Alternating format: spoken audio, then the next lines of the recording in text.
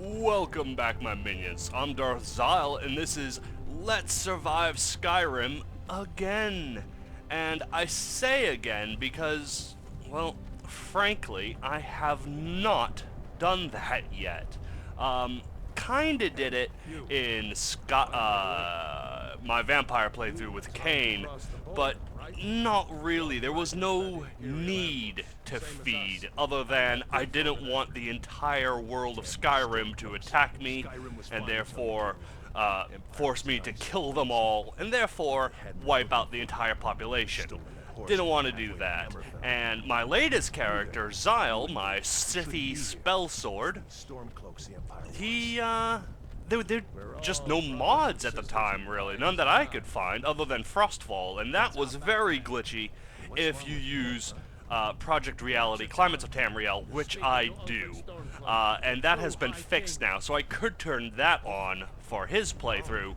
However, the next time you see him, he'll be doing the Dragonborn DLC. So I figured I'd make a true hardcore character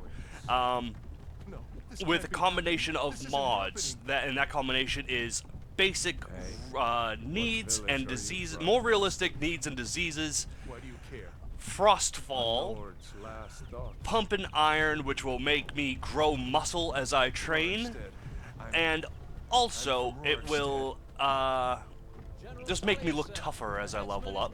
And also I have Skyre, a total reimagining of how the game works.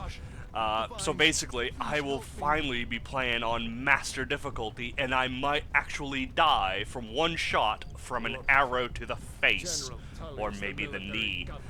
Just a word of warning, this episode is more about character development and not action. I'm going to be going over the backstory, establishing the character, creating the character. So if that's not something that interests you, if you just want to get to me screaming like a little girl and looking all over the place for food to eat, then this episode might not be for you, and you might want to just wait till then, because I am just going to be doing what I said, creating the character and establishing his backstory. Why? I want to watch the soldiers. And I have talked over them because I assume that you have seen this 1,000 times, and I really don't want to make it 1,001. So, yeah. Let's get to character creation. So let's assume Zyle is on that cart somewhere. You can't tell, but he's on that cart somewhere. And, yeah. And also let's assume that he's not the second one to have his head about to be cut off. Let's say he was about to be, I don't know. And enter our character.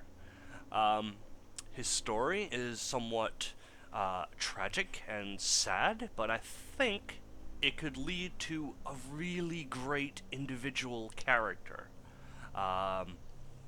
When young Alst here was just a little kitten, still suckling at his mother's breast, the Alder-married minion came to their little village, and the village revolted, and a large number of the Khajiit ran away.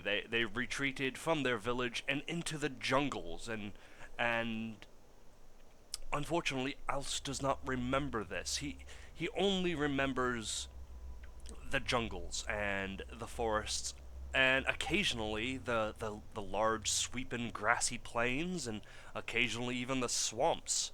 But the best memory he has, the most vivid memory, is watching his father hunt the great beasts of elsewhere to provide food and sustenance for his family, and as well as the tribe that they eventually formed in the jungles of elsewhere.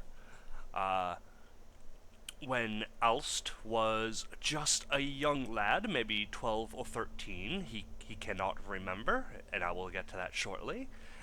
He was on his rite of passage, his trial, his transformation to manhood. He was in the jungle with his father and his fellow tribesmen, and he was knocking back the bow. He was pulling the string taut, and as he was about to loose the arrow, a blow came from nowhere, resulting in the scar you see on his face. When he awoke, he was under Aldemari Dominion control. They had captured him. They had found the rebel group, finally, and they had, well, they had slaughtered them all, and they had captured the children. And Alst just happened to be one of them. The night his first kill, he was quite distraught, but eventually he was brought before the Aldemari Inquisitor, the one who led the raid on the camp, rather. With a desire for vengeance, Alst lunged at the Inquisitor. They easily fended off the angry and scared little child and laughed quite brutally at him. The Inquisitor found Alst's spirit quite refreshing, so he took him as a pet. They forced him to wear a leash and a collar, put him in cages at night, and even forced him to drink water and milk out of a saucer like a common house cat. But of course you can't have a common pet with such a serious name as Alst. So he gave him a new nickname, and due to this just little feature right here, he named him Smudge. And, well, Smudgy here just had to deal with it. He was the pet of the Aldemari Inquisitor. One day, the Aldemari Inquisitor held a huge party, inviting governors and other rulers of the Aldemari Dominion over to admire his kills and the heads of Khajiit on his wall, and of course his pet, who was, well, forcibly loyal. And the Aldemari Inquisitor thought it would be right fun to spike Alst's saucer of milk with just a touch of Nord mead. Alst, having never drank before, of course, was completely trashed, and, well, the Aldemari Inquisitor was foolish enough to let him out of his cage.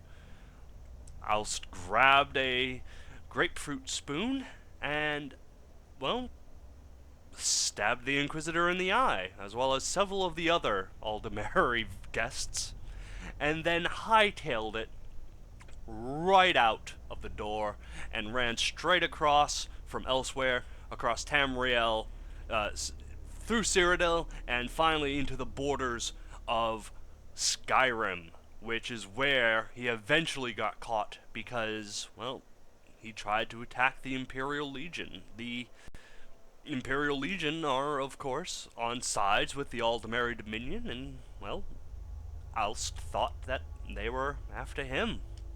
So here we are. Now, Alst believes in the honor of the hunt. He remembers his father's trainings and teachings. He believes in the honor of the hunt, the thrill of the kill. Do not be a murderer for the sake of murder. Kill if it is a good kill. Take from what you kill. Do not waste what you have done. And fight fairly. Bows are okay, weapons are okay, but the gods gave you claws for a reason. So use them and honor will always find you. And that is pretty much it. He remembers all those years in the cage, has left his body rather, well, undeveloped. He has no muscle mass, and though he remembers his father's teachings, and he believes in them to the fullest, he just has no experience. He has never made a kill. He thrives for it. He desires it above all. But so far, no luck. So we are gonna finally name our character and be done with it. His name is, of course, as I've said, Alst. Sorry, Alst. And his last name, Eolith. If you can figure that out, good for you. Next time, we'll actually get to the action. I promise.